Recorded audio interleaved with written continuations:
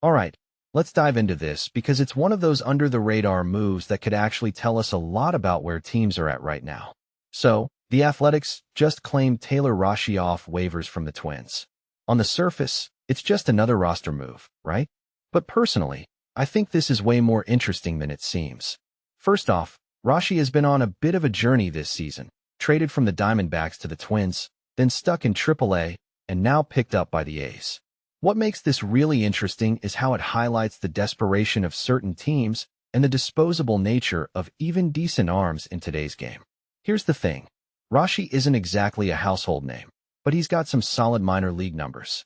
A 3.22 ERA in AAA is nothing to sneeze at, and his strikeout rate is respectable. But in the majors, it's been a different story.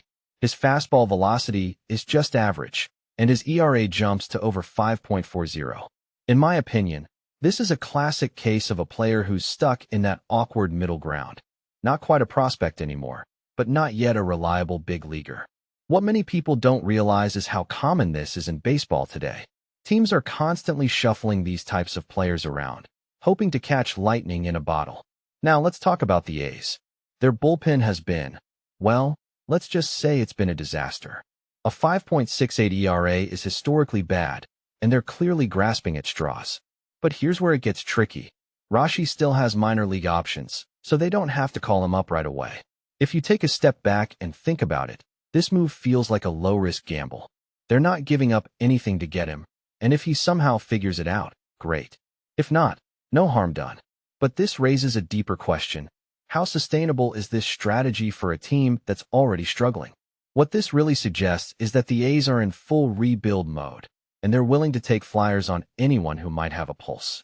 Meanwhile, the Twins' decision to drop Rashi is equally telling.